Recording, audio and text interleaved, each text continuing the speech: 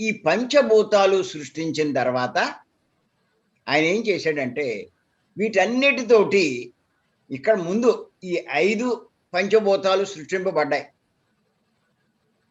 ఈ 5 పంచభూతాలు సృష్టింపబడిన తర్వాత ఆయన ఏం చేశాడు అంటే వీటిని మిక్స్ చేశాడు.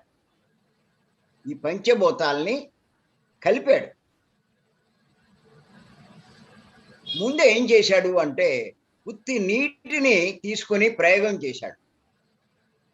ప్రయోగం చేస్తే వృక్షజాతి సృష్టింపబడింది. సృష్టిలో ఉన్నటువంటి వృక్షజాతి అంతా సృష్టింపబడింది.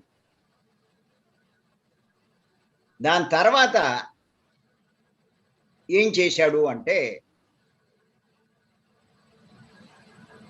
మరి భూమి నీరు ఈ రెండింటిని కలిపితే క్రిమికీటక జాతి ఏర్పడింది. దాని తర్వాత ఏం చేశాడు అంటే మూడింటిని కలిపాడు.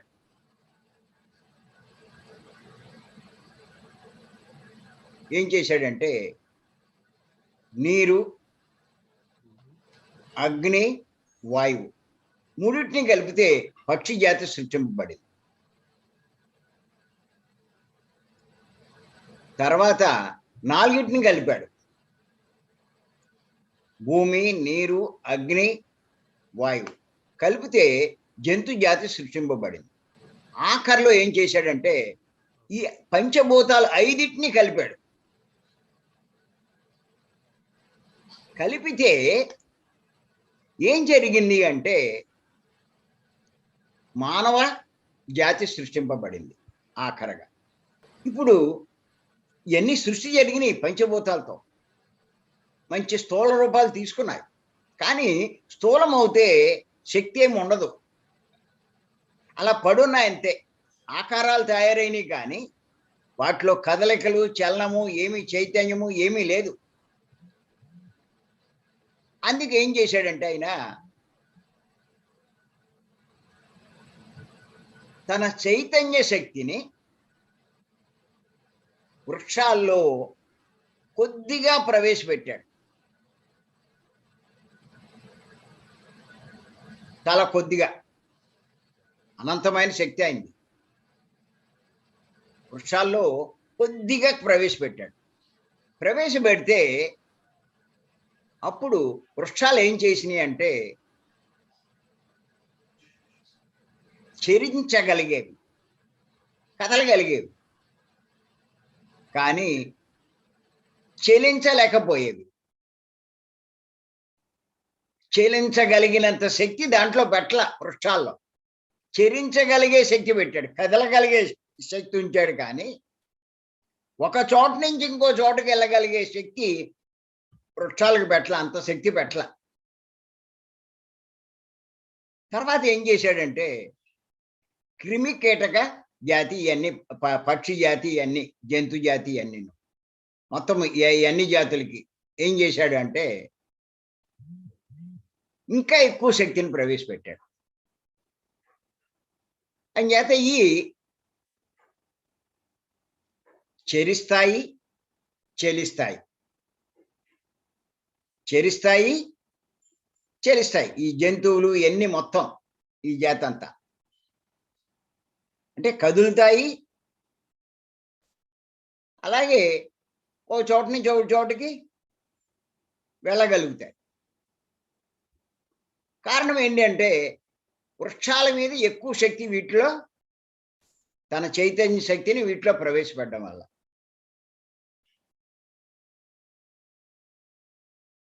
ఆఖరిలో ఏం చేశాడంటే వీటిలన్నిటికంటే ఎక్కువ శక్తిని, తన శక్తిని, చైతన్య శక్తిని మానవ శరీరంలో ప్రవేశపెట్టాడు.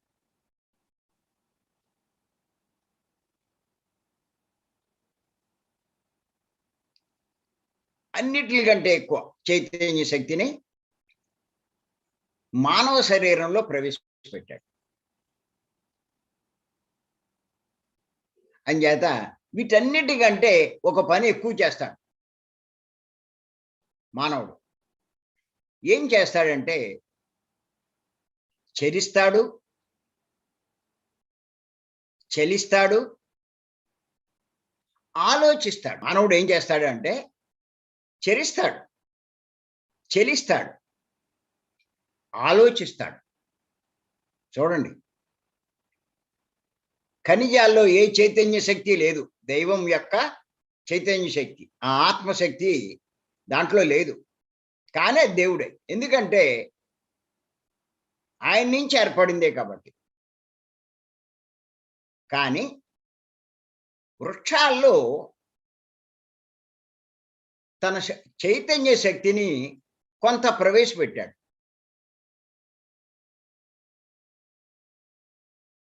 అలాగే జంతువుల్లో ఇంకొంచెం ఎక్కువ ప్రవేశపెట్టాడు. మానవుల్లో పూర్ణంగా ఉంచాడు. తన చైతన్య శక్తిని పూర్ణంగా ఉంచాడు. గుర్తుపెట్టుకోండి. తనలో ఎంత శక్తి ఉందో అంత శక్తి వాటిలో ఉంచాడు, మానవుడిలో ఉంచాడు అన్నమాట. అందుచేతే మానవుడే మాధవుడు కాగలడు. కానీ ఇంకా మిగతా 84 లక్షల రకాలు ఏమీ కూడా